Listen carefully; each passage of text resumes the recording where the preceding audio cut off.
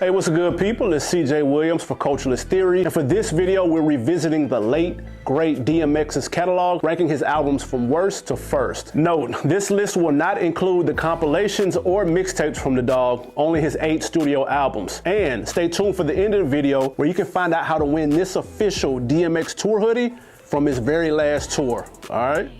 In the meantime, hit that like button and subscribe so you don't miss a list. Number 8, Undisputed. X's 7th album was the first with no Rough Rider affiliation, and the lack of their presence is felt. Released 6 years after the previous Year of the Dog Again album, the Better Than You Remember Undisputed does have highlights worth checking out. Cold World, I Get Scared, and I'm Back are solid joints with above average replay value. X handles most of the heavy lifting solo, as a seemingly random MGK verse and female MC Cashmere are the only rap features on the album. Due to the lack of familiar Rough Rider voices and production, the album lacks the grit and nostalgia that his earlier works have, but still, not as bad as you think. Number 7, Year of the Dog Again. Released August of '06, Year of the Dog marks the first time a DMX album did not land at number 1 on the Billboard charts, breaking a 5-album streak by X. The album had semi-strong singles with We In Here and Lord Give Me a Sign, but they just didn't hit quite the same as previous bangers. The album starts off on the right foot with quality joints like It's Personal and Dog Love, and closes strong with Blown Away and Goodbye. It's the middle of the album where X stumbles with rock and roll influenced misses Wrong or Right and Walk These Dogs. A step back lyrically, the album generally was looked at as X's first real miss. Number 6, The Great Depression. X's 4th album, The Great Depression, was met with mixed reviews and was considered somewhat of a letdown from the stellar And Then There Was X album that preceded it. Led by the underrated We Right Here, the single failed to reach Billboard Top 100, and the follow-up, Who We Be, also solid, only made it to number 43. This was considered a slight disappointment coming from an artist of DMX's stature. One reason the album wasn't received as well as the previous was the lack of a real Rough Rider presence. With the exception of a hidden drag-on verse on the last track,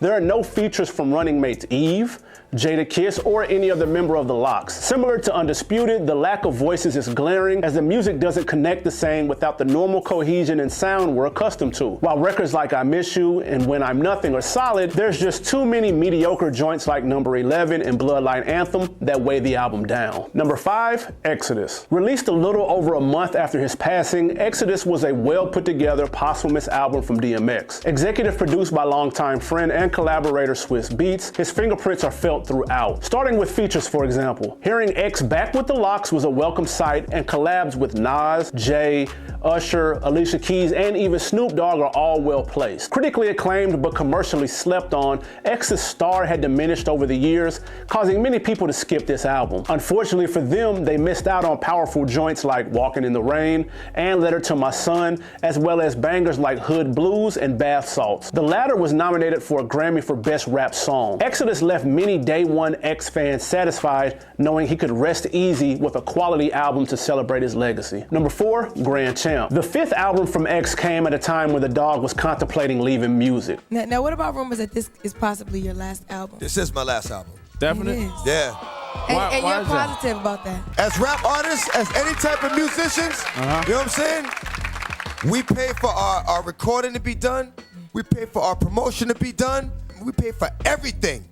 And we still don't get an even split from the record company. Not only was he bumping heads with his record label Rough Riders over, what else, money concerns, but his film career had also taken off. At this point, he had 4 successful films under his belt, including the cult classic Belly and action flicks like Romeo Must Die and Cradle to the Grave. With X looking to leave music behind, he delivered a strong project that was a nice bounce back from the underwhelming Great Depression that dropped 2 years prior. X feels right at home with anthems like Where the Hood At and Get It on the Floor, and with reflective joints like My Life and The Rain. X pulled out all the stops when it came to production and features too. Swiss, No ID, Rock Wilder, and a young Kanye West had beats on the album. With Jadakiss, Eve, Cameron, and 50 Cent co-starring, Grand Champ will go down as one of X's most underrated albums. Special shout out to the Monica featured side chick sing-along Don't Gotta Go Home. Did you know there's another version of the record on Monica's After the Storm album? It's almost identical minus the beat switch that's featured on X's version. Let me know which one you prefer best in the comments.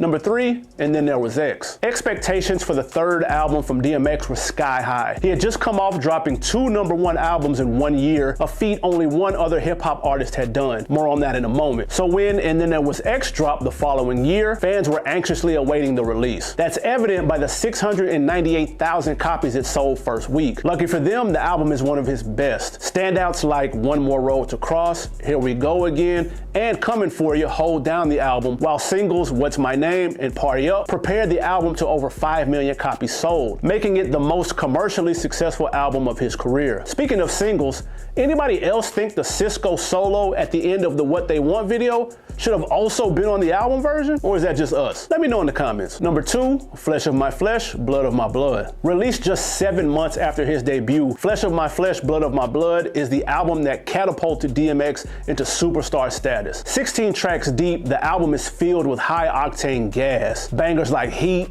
We Don't Give a F***, and Ain't No Way mesh perfectly with deep cuts like Coming From and the classic Slipping. X was tough, but he showed emotional vulnerability, which made him relatable. So it was no surprise this album debuted at number 1, making him the second rapper to drop back-to-back number 1 albums in less than a year, the first being the late Tupac Shakur. The album would eventually surpass triple platinum and cement X's place at the top of rap royalty. Before I get to the number 1 DMX album, let me tell you how you can go about winning this DMX It's Dark and Hell is Hot tour hoodie. All you gotta do, subscribe to the channel, follow us on Instagram at Culturalist Theory, and leave a comment on this video with your favorite X album and IG handle. That way we know where to find you. On April 19th, we'll choose a random winner from these comments on Instagram. Good luck. Number 1, It's Dark and Hell is Hot. At a time when shiny suits, West Coast gangsters, and down south hustlers ran rap, DMX knocked the doors off of hip-hop's hinges with his debut, It's Dark and Hell is Hot. Led by the gritty Get At Me dog, X was a side of New York hip-hop many hadn't seen yet. The 27-year-old Yonkers MC's delivery was aggressive on joints like Stop Being Greedy, ATF, and X is Coming. But it was the commercial hit Rough Riders Anthem, produced by then rookie Swiss Beats, that made the biggest splash. The bouncy banger could get play in any Jeep from New York to Cali and showed X had nationwide superstar potential. Considered by many a classic, It's Dark and Hell is Hot is one of the best hip-hop debut albums of all time. That's it for today's list. Don't forget to enter the contest. Just leave a comment, put your @name, follow us on Instagram, and subscribe to this channel. You're gonna want to subscribe anyway so you never miss a list. Until next time, I'm CJ Williams. I'm out.